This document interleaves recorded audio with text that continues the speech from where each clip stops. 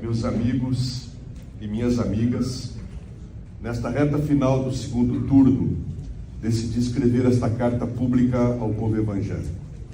A grande maioria dos brasileiros e brasileiras que viveram os 8 anos em que fui presidente da República sabe que mantive o mais absoluto respeito pelas liberdades coletivas e individuais, particularmente pela liberdade religiosa.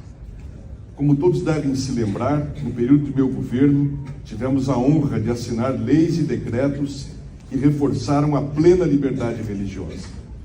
Destaco a reforma do Código Civil, assegurando a liberdade religiosa no Brasil, o decreto que criou o dia dedicado à Marcha para Jesus e ainda o Dia Nacional dos Evangélicos. Mantenho o mesmo respeito e o mesmo compromisso que me motivou a apoiar essas conquistas do povo evangélico. E o nosso povo sabe bem que cuidei com especial carinho dos mais pobres e injustiçados. E assim, sob as bênçãos de Deus, meu governo contribuiu para melhorar a vida de milhões de famílias brasileiras. Sempre penso nesse sentido no trecho bíblico que diz: a verdadeira religião é cuidar dos órfãos e das viúvas em suas dificuldades. Tivemos, entretanto, um período em que mentiras passaram a ser usadas intensamente, com o objetivo de provocar medo nas pessoas de boa fé e afastá-las do apoio a uma candidatura que justamente mais as defende. Por isso, senti a necessidade de reafirmar meu compromisso com a liberdade de culto e de religião em nosso país.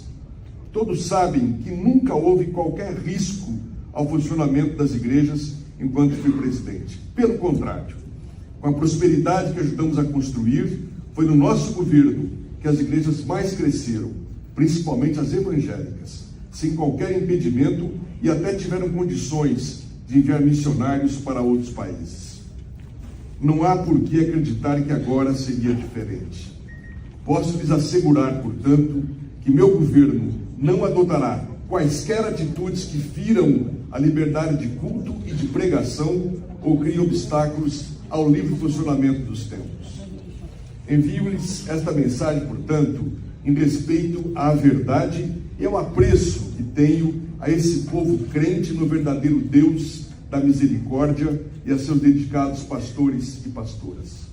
Se Deus e o povo brasileiro permitirem que eu seja eleito, além de manter esses direitos, vou estimular sempre mais a parceria com as igrejas no cuidado com a vida das pessoas e das famílias brasileiras.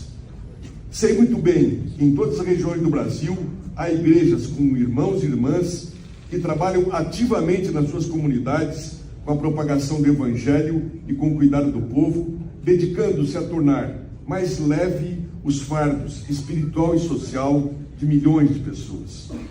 Declaro meu respeito e minha admiração pela fé, dedicação e amor com que os evangélicos realizam sua missão, seja na área da difusão do Evangelho, seja na área da assistência social, da proteção da infância, da juventude, das mulheres, dos idosos e das pessoas com deficiência. Da mesma forma, é bem-vinda a participação de evangélicos nas diversas formas de participação social no governo, como conselhos setoriais e conferências públicas.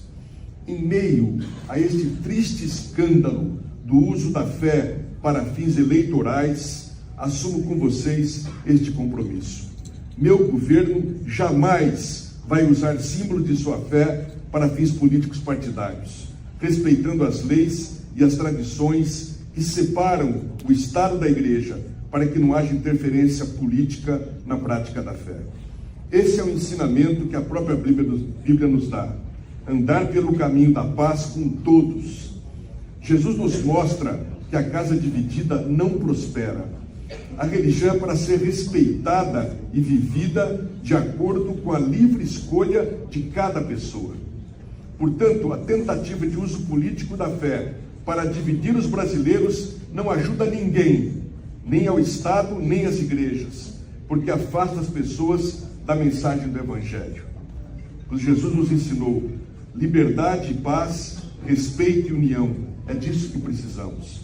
E os cristãos evangélicos têm dado mostras ao longo da história de seu compromisso com a paz, seguindo o que Jesus nos ensinou: dai a César o que é de César, dai a Deus o que é de Deus. Outro compromisso que assumo: fortalecer as famílias para que os nossos jovens sejam mantidos longe das drogas. Nós queremos nossa juventude na escola, na iniciação profissional, realizando atividades esportivas e culturais, para que tenham mais oportunidades e exerçam cidadania de forma produtiva, saudável e plena. O respeito à família sempre foi um valor central na minha vida. Isso se reflete no profundo amor que dedico à minha esposa, aos meus filhos e netos. Por isso compreendo o lugar central que a família ocupa na fé cristã. Também entendo que o lar e a orientação dos pais são fundamentais na educação de seus filhos, cabendo à escola apoiá-los, dialogando e respeitando os valores das famílias, sem a interferência do Estado.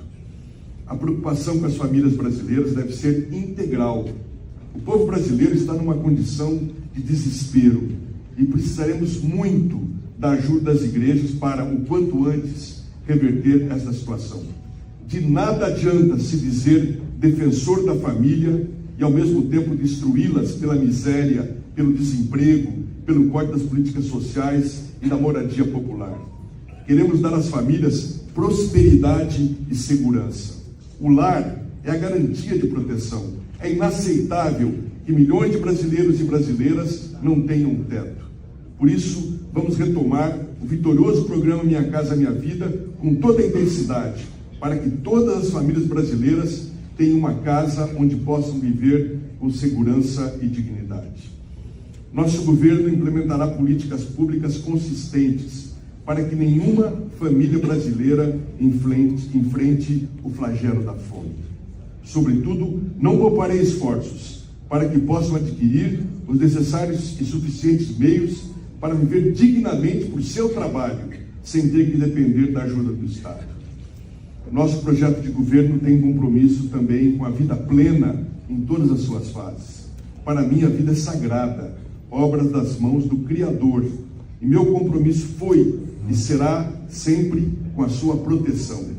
Sou pessoalmente contra o aborto e lembro a todos e todas que este não é um tema a ser decidido pelo Presidente da República, e sim pelo Congresso Nacional. Meus queridos e minhas queridas, peço que recebam essas palavras como uma demonstração do meu desejo sincero de servir, de ajudar e trabalhar pelo bem de nosso país. Estejam certos de minha estima e meu compromisso com todo o povo cristão do nosso país. Reitero meu compromisso, que é o mesmo de vocês: paz, união e fraternidade entre todos os brasileiros e brasileiras. Com as bênçãos de Deus, haveremos de honrar nossa dupla condição de cidadãos e cristãos, pois não há contradição entre elas quando o propósito é servir, buscando a paz e o entendimento. E digo tudo isso com muito amor pelo nosso querido Brasil e pelo povo brasileiro. Nisto conhecerão todos que sois meus discípulos, se tiverdes amor uns pelos outros. Juntos pelo Brasil. Luiz Inácio Lula da Silva.